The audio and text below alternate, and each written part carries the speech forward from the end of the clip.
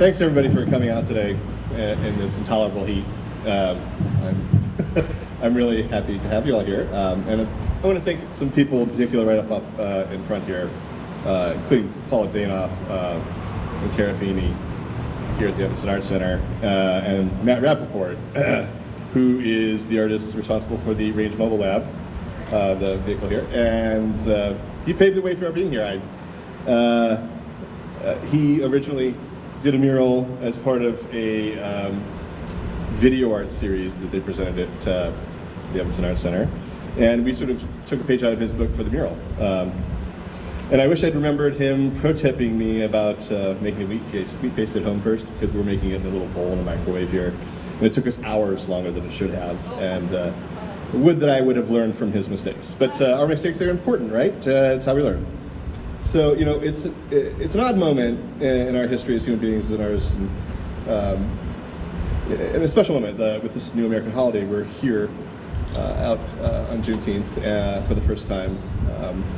You know, I want to talk a little bit about what I think about all this is in terms of half measures and whole measures a little bit.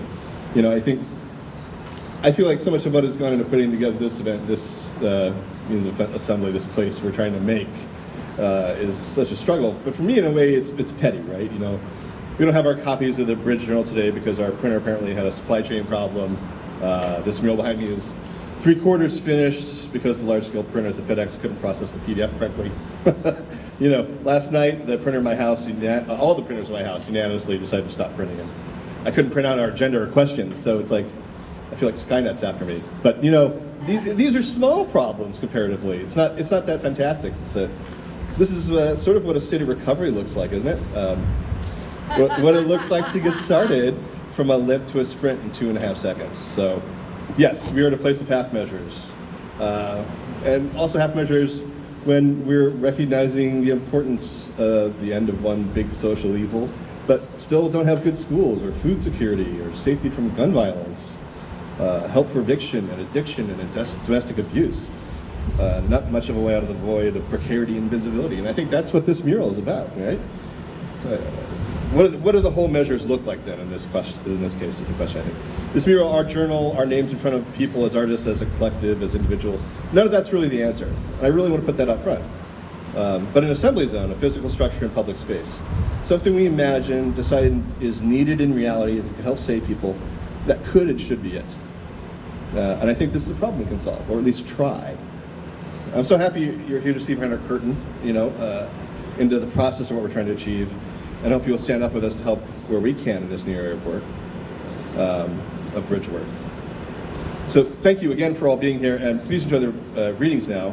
Program by Whitney LaMora, proprietor of Martin, a newly reinvented visual art space and new literary partner with Bridge through the LOCUS series, which pairs visual and literary artists who make work in response to one another.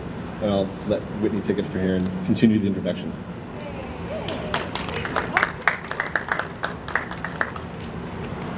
You're a little taller than me. Yeah. Hey everyone. Feel free to die. What a hot, beautiful day. Yes. And how lucky are we to stand in front of this mural in progress.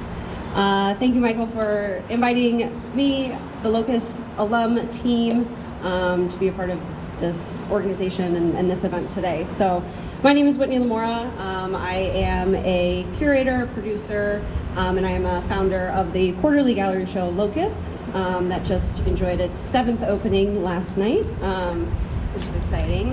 Thanks, y'all. So that project specifically, as Michael said, marries together visual artists and literary artists in anonymous creative conversation. So Michael was a part of the 6th iteration, and we have 3 LOCUS alums here today. And it's just been a really exciting process.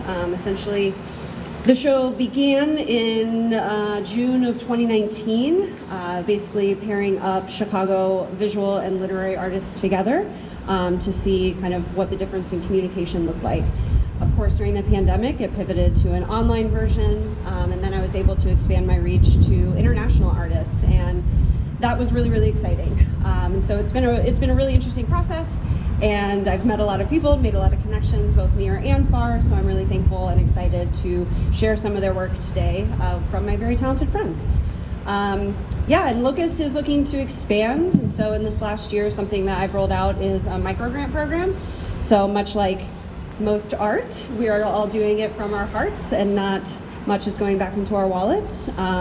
And I feel endless amount of guilt being a producer who's not able to provide that consistently to my artists. So I started imagining how I could, either bring them financial resources or resources otherwise. And so now we have a microgrant program that at the moment is community funded.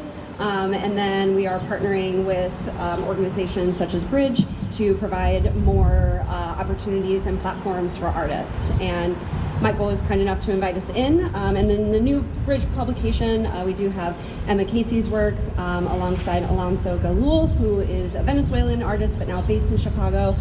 So they did the LOCUS project together. Emma received a piece of artwork from Alonso without knowing who the artist was and wrote a beautiful work that she's going to share with you today. Or vice versa, that's what I meant. Listen, it changes every quarter. I can't keep track. So Emma wrote a beautiful piece and then Alonso made original artwork from it without Alonso knowing who Emma was until the grand opening and reveal. And that's the work that we're going to be sharing with you today, amongst other works. So yeah, so LOCUS is continuing to look for partnerships. So if y'all are interested in talking more, please reach out to me. And then yeah, I am fortunate enough to reopen my event and performance space called The Martin.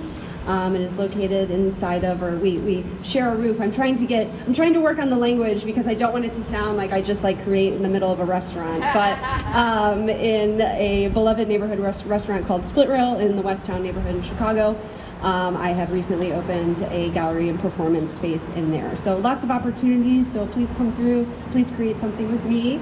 And yeah, so this quarter's LOCUS microgrant literary winner will have an ongoing collaboration with Bridge, and so that's, without saying, we're just gonna not everybody has money to give, but we all have some sort of platform to share, and really excited to be a part of that. So excited to share the work with y'all today, and thank you for giving me some space here. So are we just gonna